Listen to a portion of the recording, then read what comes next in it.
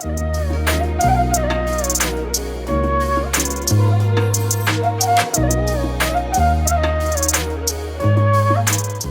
शिवाय, जय माता दी। पुनः स्वागत है आप सभी का। चलिए कुंडली की स्कैनिंग का अध्ययन ले लेते हैं आज। ये कुंडली है और इसमें जो मुख्य जो ऊर्जा निकल के आई वह यह रही कि केवल सिद्धियों के पीछे भागने में सब कुछ बर्बाद कर दिया। लेकिन क्यों, ऐसा क्यों हुआ, उसी को समझा गया और क्या कैसे काउंसलिंग करी गई, वह सारी बातें समझने का प्रयास करेंगे। अब ये 9 नंबर की कुंडली है, सजिटेरियस है, बृहस्पति की जो है राशि है 9 नंबर, धनु राशि है।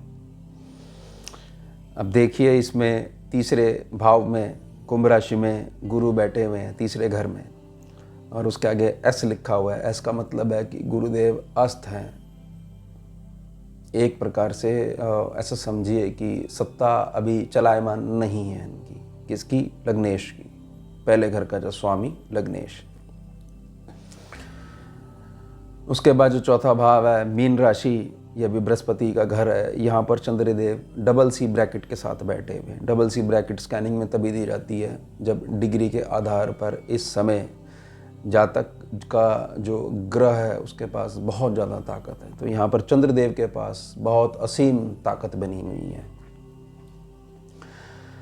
छठे घर में आएंगे वृष राशि में केतु बैठे हुए हैं। वी लिखा हुआ है। वी मतलब वक्री, यह इनकी मूल प्रकृति है, हमेशा वक्री ही बने रहते हैं, राहु और केतु दोनों। सप्तम स्थान पर शनि है डबल सी ब्रैकेट के साथ। तो यह भी चंद्रदेव के समान, बहुत कम फर्क था चंद्रदेव और शनिदेव के उसमें। तो इनके पास भी बहुत ज़्यादा ताकत है और इनके आगे एच लिखा हुआ है, यानी कि शनिदेव यहाँ बहुत ज़्यादा जातक का स्वागत कर रहे हैं कि मैं आपकी एक एक स्टेप पर मदद करूँगा, लेकिन आपको चलना मेरे हिसाब से होगा, तभी एच दिया जाता है। और अगर उल्टा रहता है तो वहाँ पर एल या एन दे दिया जाता है स्कैनिंग में। अब दशम स्थान पर आएंगे, ये 7वें के बाद सीधा दशम पे आ जाएंगे। अब यहाँ पर शुक्र, मंगल और सूर्य बैठे हुए। मंगल का आगे भी लिखा हुआ है, यानी रेट्रोग्रेड है, उल्टे चल रहे हैं मंगल। और मंगल है एक प्रकार से दशम भाव से संबंधित स्कैनिंग में कि 2 या 2 से अधिक स्थानों से अगर आपके पास पेमेंट आनी है तो वक्री है, तो वो बहुत ज़्यादा स्थिर नहीं रह पाएगी।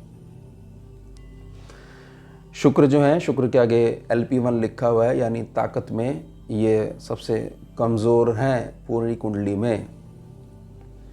वी लिखा हुआ है, यह भी वक्री है स्वभाव इनका, और N या L अगर दिया जाएगा, और कन्या राशि है, यानी कि शुक्रदेव केवल आपकी आधी मदद ही कर पाएंगे। यानी कि यहाँ पर 2 शुक्र आ जाएंगे, एक आ जाएगा अच्छे वाला शुक्र और एक आ जाएगा नेगेटिव वाला शुक्र। ये तभी ही जो है नीच बोला जाता है। स्कैनिंग में ही यह निकल के आता है कि यहाँ पर दोनों शुक्र, अच्छे वाला और बुरे वाला, दोनों एक साथ बैठ जाएंगे और दोनों अपना पूरा जोर लगाएंगे। अब आप किसके साथ खड़े होते हो यह आपको देखना है, यह आपका कर्म है। और जिसके साथ खड़े होगे तो उसकी जो ग्रह की जो मूल प्रकृति है वो वैसे ही अपना प्रभाव दिखाएगी। अब एकादश भाव जो है शुक्र का है, 7 नंबर तुला राशि लिब्रा है।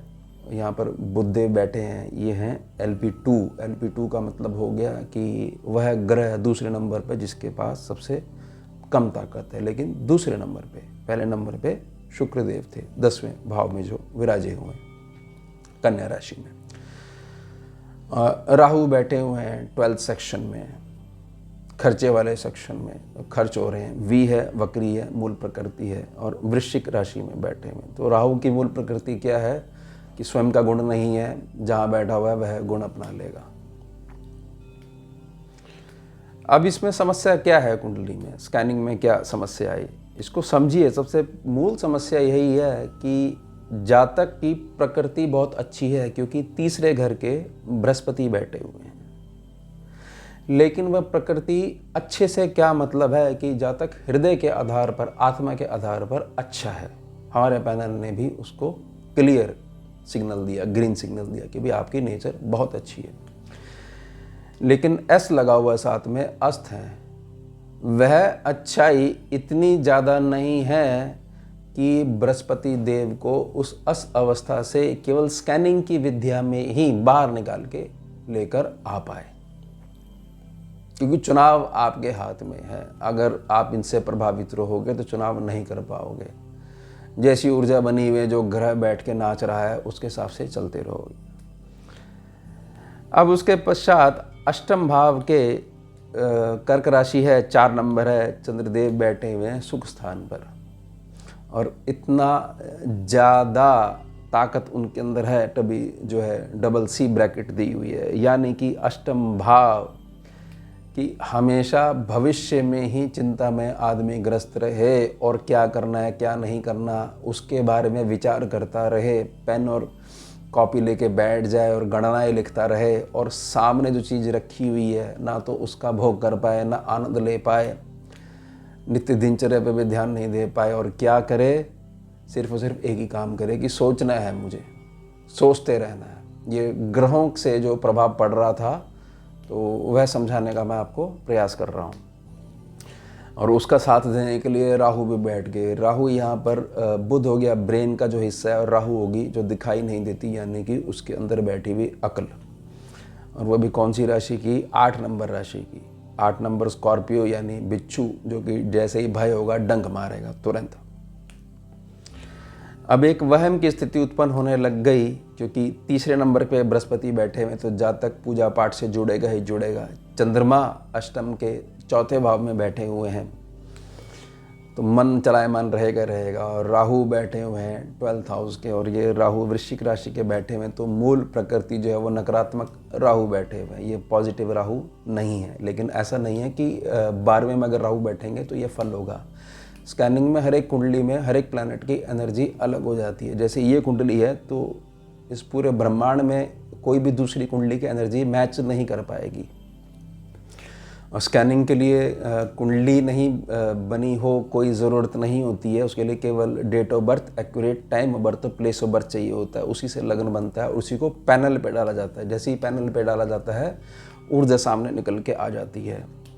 और बहुत बार ऐसा होता है कि जातक की जो मूल प्रश्न है उससे अलग ही ऊर्जा आकर खड़ी होती है, और ऐसा समझिए कि जातक को पता ही नहीं होता है कि बीमारी क्या है, और दवाई वो कुछ और ही खा रहा होता है। और उस दवाई, जो बीमारी नहीं है, वो दवाई जो खा रहा होता है, उसके रिएक्शन से 10 बीमारियां और उत्पन्न हो जाती हैं। और हमेशा वो घूमता रहता है, एक गोल चक्कर मारता रहता है, और जातक को ऐसा लगता है वो जीवन में आगे बढ़ रहा है, लेकिन एनर्जी लूप में फंस जाता है और गोल घूमता रहता है।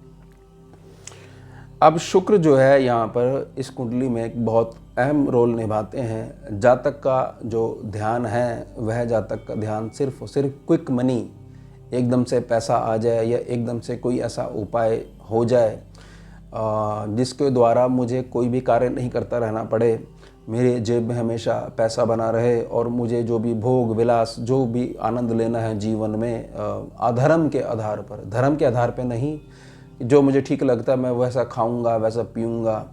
और ऐसा मंत्र करने से और ऐसे माला डालने से या ऐसा हवन करवाने से ये कुछ हो जाएगा ऐसा, और मैं सिर्फ पैसा निकाला करूंगा और खर्च करा करूंगा। यह है 3 गुरु, चंद्रमा और राहु, ये तीनों का इम्पैक्ट। और जो कसर बच गई थी वो शुक्र जो है वो कन्या राशि के नीच के जो शुक्रदेव हैं उन्होंने पूरी कर दी। साथ में मंगल देव बैठे हुए हैं। नीच के शुक्र को सपोर्ट करने के लिए दोनों ग्रह आपस में भाई हो गए और दोनों वक्री हो गए। तो मंगल बिल्कुल हाथ जोड़ के इनको सपोर्ट करे जा रहा है कि जो आप कर रहे हो बिल्कुल ठीक कर रहे हो, जो आप कर रहे हो बिल्कुल ठीक कर रहे हो, ऐसे ही करते रहो।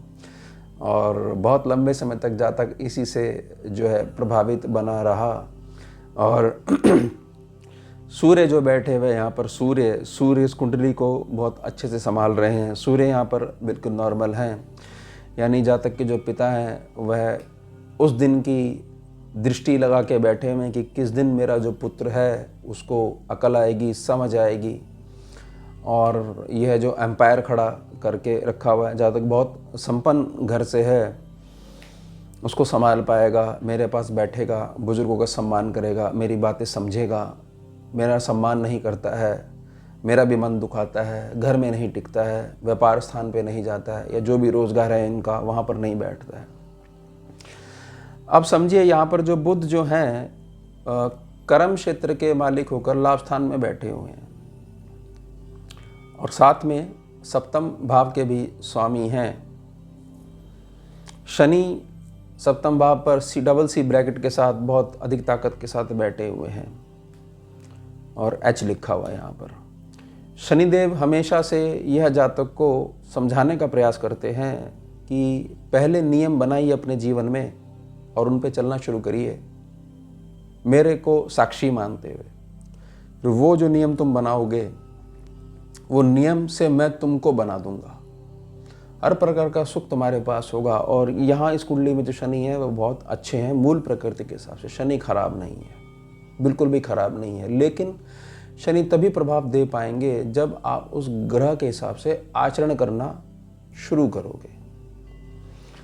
अब इस कुंडली में ये जो सिद्धि वाली बात है, यह समझिएगा सिद्धि कोई बहुत अच्छी कोई विद्या के बारे में बात नहीं करी गई। एक प्रकार का एक जुगाड़ जो केवल जातक वही सुनना चाहता है कि मेरे को तो यह बताइए कि इतने पैसे डालने से इतने पैसे बन जाएंगे, वह मार्ग बताइए, या ऐसा मंत्र करने से मेरा गया हुआ पैसा वापस आ जाएगा और मैं जो कुछ करना चाह रहा हूँ, व्यभिचार भी करना चाह रहा हूँ तो वह भी सफल होगा।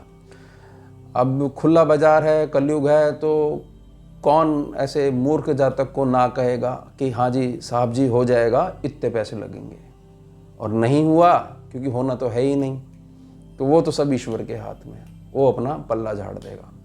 यही स्थिति होती है जो ग्रहों की जो मार जब पड़ती है और धर्म के मार्ग पे जातक नहीं चलना चाहता है, फिर एक आदत बन जाती है, वो सबसे आंखें चुराता है और अलग रहता है और हमेशा एक ब्लेम करता रहता है, पता नहीं ग्रह क्या करवा रहे हैं, स्वयं के आचरण पे बिल्कुल भी ध्यान नहीं देता है।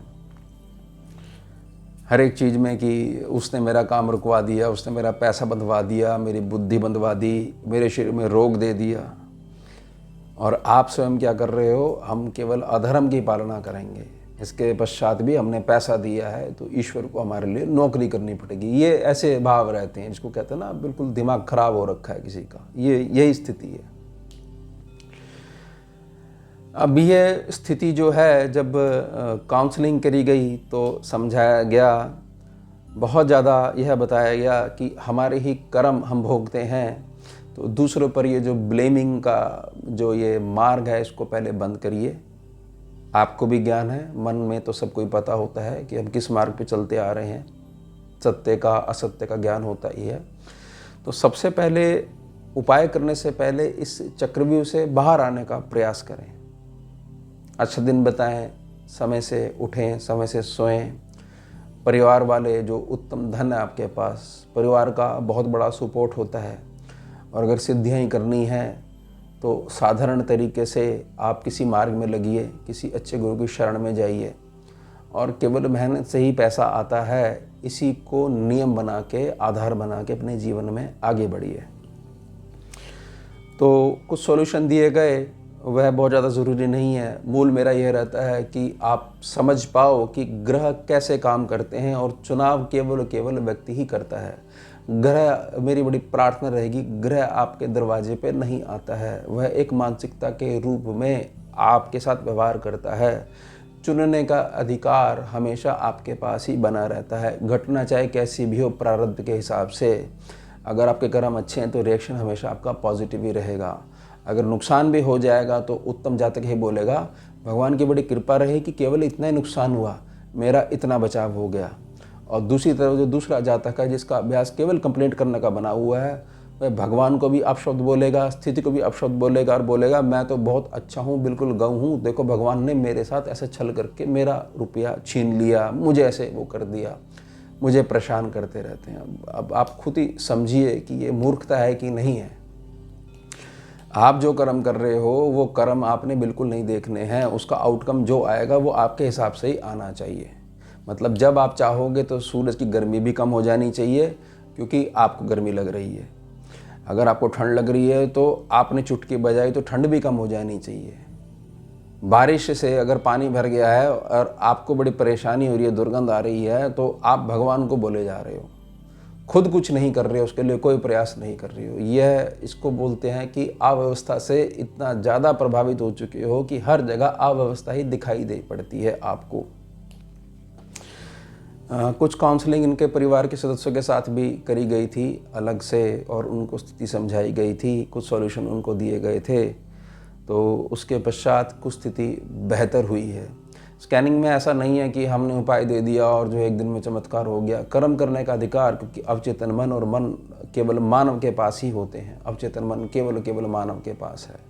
इससे बाहर आना है या नहीं आना, यह निर्णय स्वयं जातक का ही बना रहता है। तो यह थी हमारी कुंडली जिसकी स्कैनिंग करी गई, उसका कुछ अनुभव आपके साथ शेयर किया गया। हम मिलते हैं आपसे अगले भाग में नई कुंडली की स्कैनिंग के साथ। जुड़िए और जोड़िए। ओम शिवा, जय माता।